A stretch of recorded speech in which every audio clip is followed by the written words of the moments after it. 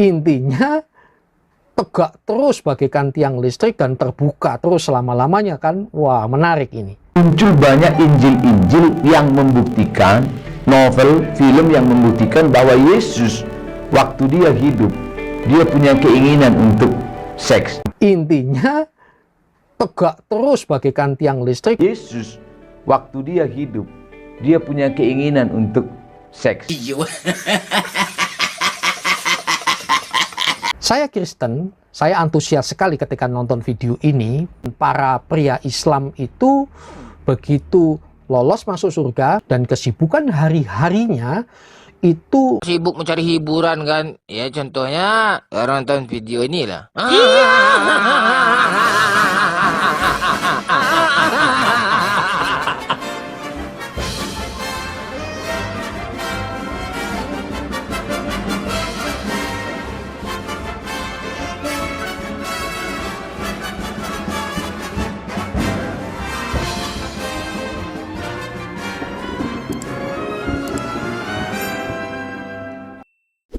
A'udzubillahi minasyaitonirrajim. Bismillahirrahmanirrahim. Assalamualaikum warahmatullahi wabarakatuh, teman-teman semuanya. Jumpa kembali dengan channel Otri, Oten Ongo Official. Dan di video kali ini sahabat, kita akan bahas Harry Ikim yang terkenal dengan sebutan apologet Kristen terhandal, terkenal dengan vokalnya yang mengejek dan sangat membenci ajaran Islam, serta orang yang suka sekali mencuci otak anak-anak Kristen untuk membenci para mu'alaf.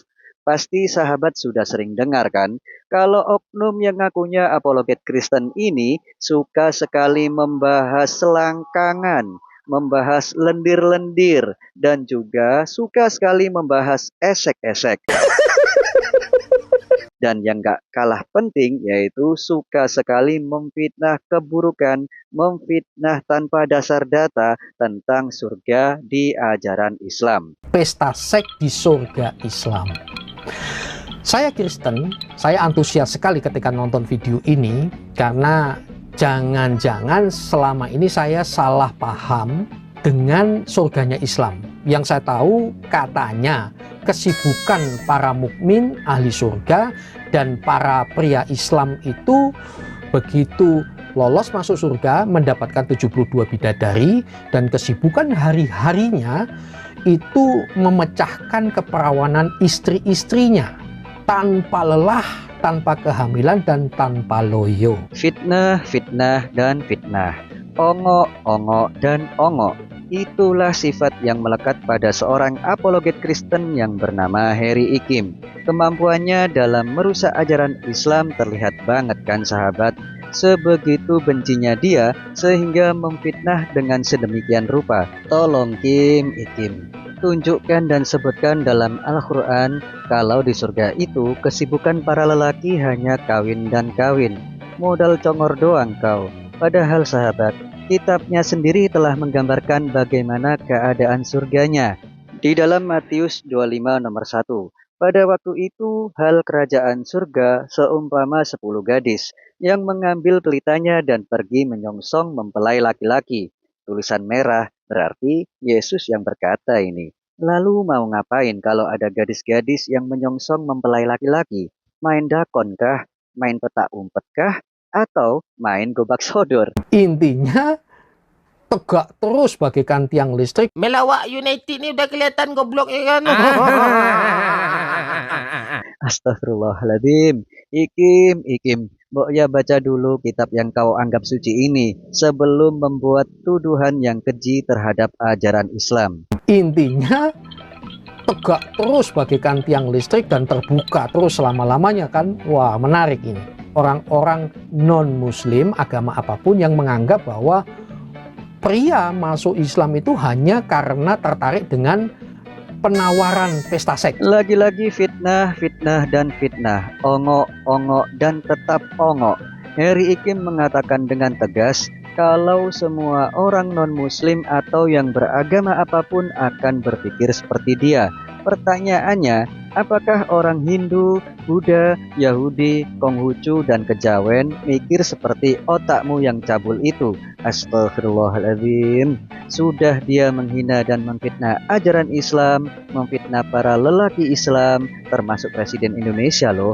Dia juga memfitnah semua agama yang ada di Indonesia. Orang-orang non-muslim, agama apapun, yang menganggap bahwa pria masuk Islam itu hanya karena tertarik dengan penawaran pesta seks. Apakah penyampaian Harry Ikim yang sebegitu cabulnya ini terinspirasi dari pendeta yang Intinya tegak terus bagaikan tiang listrik dan terbuka terus selama-lamanya kan? Wah, menarik ini. Muncul banyak Injil-Injil yang membuktikan, novel, film yang membuktikan bahwa Yesus waktu dia hidup, dia punya keinginan untuk seks. Intinya tegak terus bagaikan tiang listrik. Yesus waktu dia hidup, dia punya keinginan untuk seks.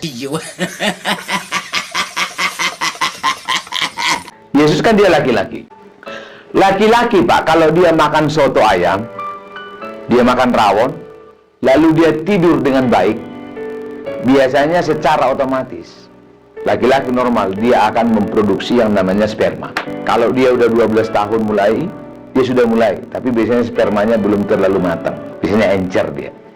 Kalau nanti dia matang, dia biasanya kental. Jadi waktu Yesus umur 30 tahun, dia pasti sudah matang secara biologi. Benar tak? Laki-laki Pak, sekali 2 hari, bahkan dokter mengatakan sekali 24 jam, kalau makanannya baik, gizinya baik, tidurnya baik, dia pasti memproduksi sperma.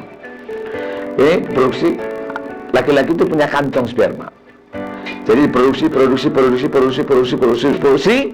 dia penuh. Dan kalau kantong sperma laki-laki penuh, maka tidak ada jalan lain selain dikeluarkan. Ini ada masih 17 tahun atau? Enggak ya?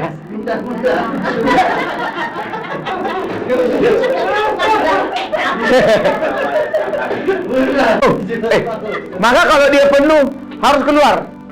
Nggak bisa diumpet Pak, atau disembunyikan. Harus. Hanya 3 pilihan cara mengeluarkannya. Yang pertama, melakukan hubungan seks. Yang kedua, bisa dia onani. Kalau istilah biologisnya untuk perempuan, masturbasi. Yang ketiga, dia bisa mimpi basah. Tidak ada lagi cara yang lain Pak. Karena kalau sperma ini, kantong sperma penuh, harus keluar. Nggak bisa tidak.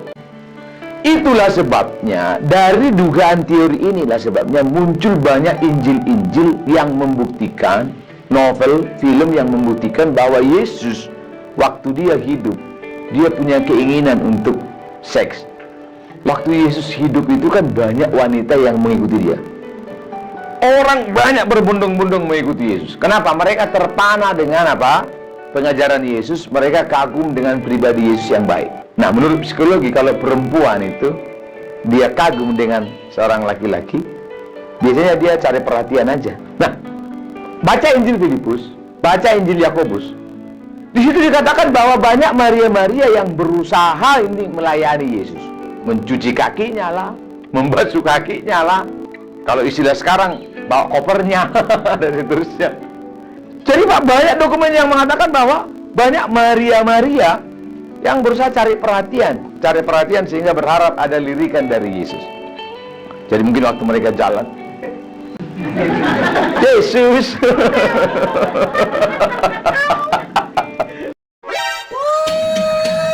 Agus! Gimana Agus? Yesus.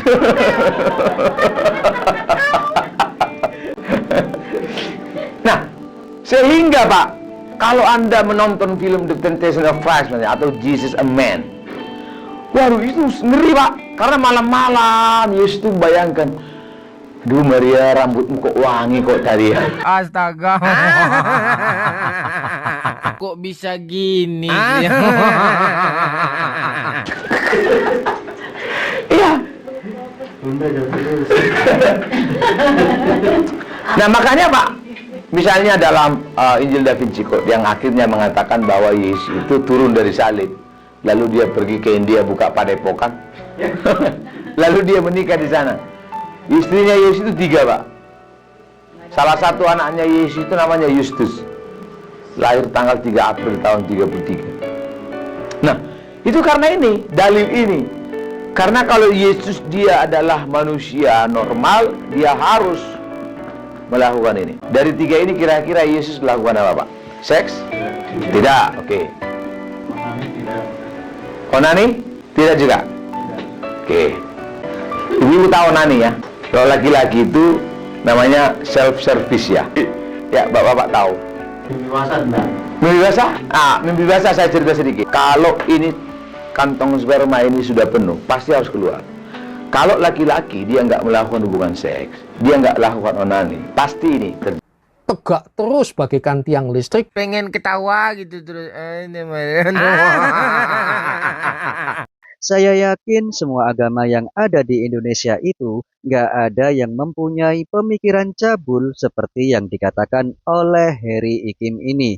Yang punya pikiran macam kau ini ya cuman oten, orang tulul emang nekat.